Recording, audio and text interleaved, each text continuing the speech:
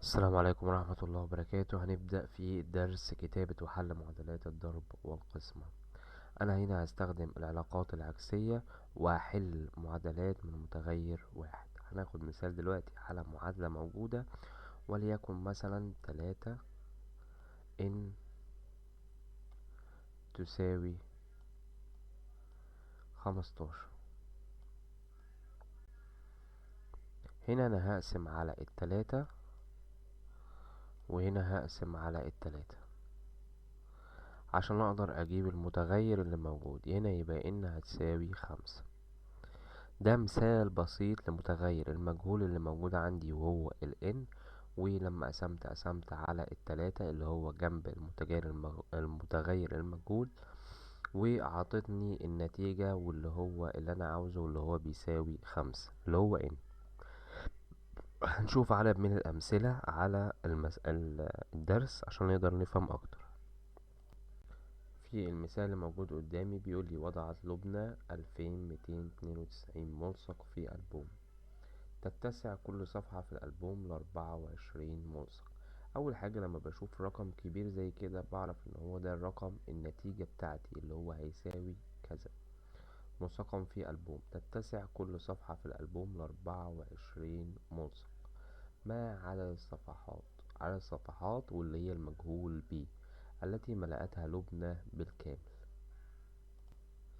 في المسألة دي أنا هحل بطريقة سهلة جدا. دلوقتي أنا بقول عاوز عدد الصفحات، بيقولي تتسع كل صفحة في الألبوم ل24، يبقى 24 ضرب كام هيديني 2290 292.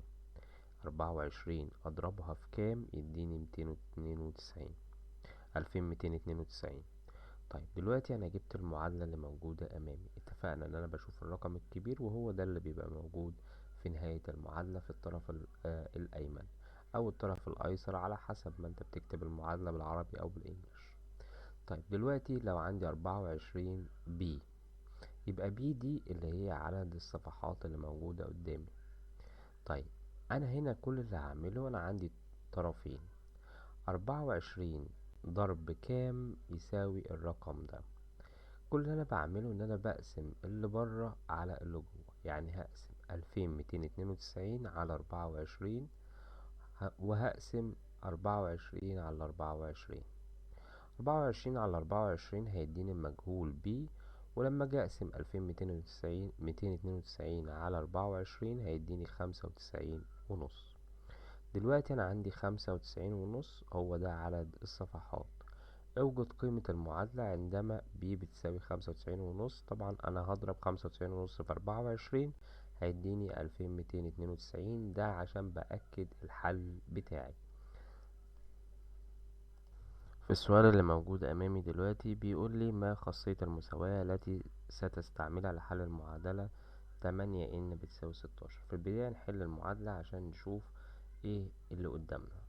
8 ان بتساوي 16، قلنا 8 أحذية تساوي 16 جنيه مثلا، أو 8 أي حاجة يعني بتساوي 16 ريال. تمام. دلوقتي 8 ان بتساوي 16، فهنجيب حل المعادلة دي ازاي؟ دلوقتي لما نيجي نجيب حل المعادلة دي، 8 مضروبة في كام عشان تبقى 16 مضروبة في 2؟ طيب انا جبت الاتنين دي ازاي؟ قسمت ال16 على التمانية، قسمت ال16 على التمانية. تمام. طيب خاصية المساواة التي تستعملها لحل المعادلة وهي القسمة. وهي الايه؟ القسمة. انا استخدمت القسمة هنا في حل المعادلة، استخدمت القسمة في حل الايه؟ المعادلة.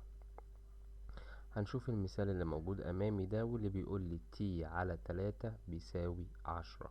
اشرح طريقة حل المعادلة.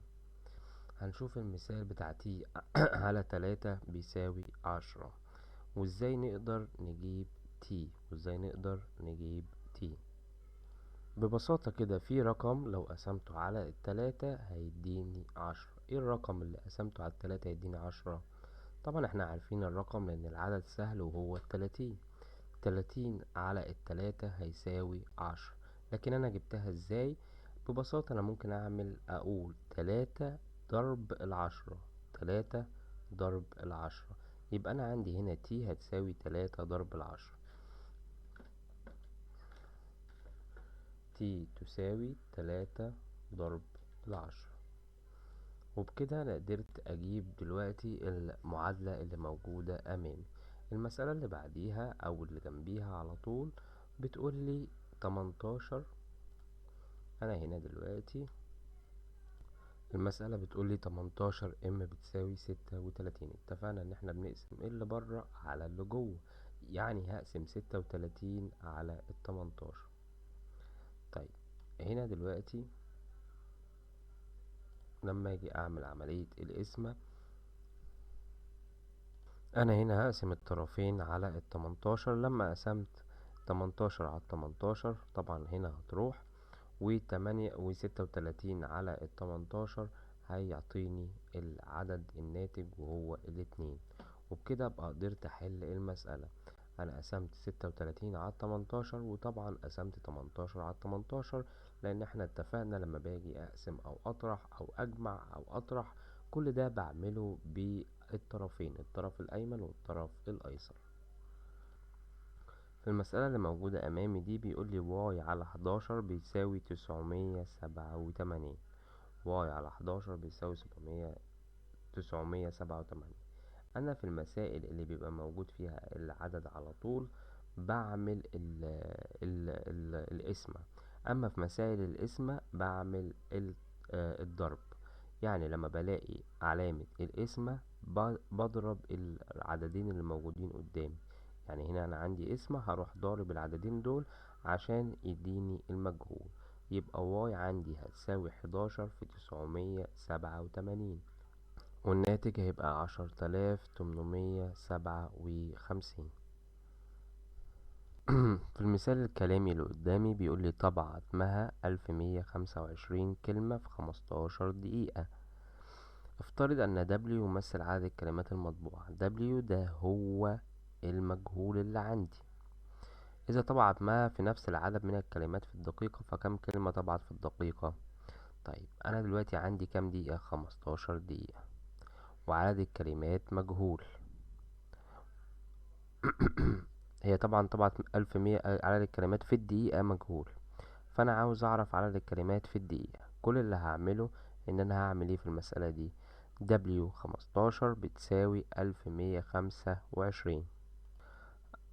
أبقى أنا هنا هقسم على 15 في الطرفين. يبقى أنا هنا هقسم على 15 في الطرف الأيمن، وهقسم على 15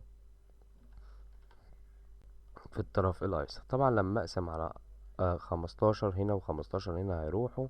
أما طبعا 15 لما أجي أقسم 1125 على 15 هيديني 75.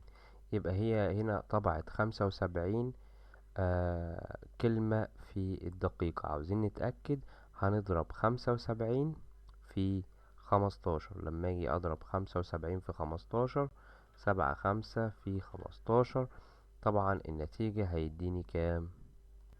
طبعا النتيجة لضرب 75 في 15 هيديني 75.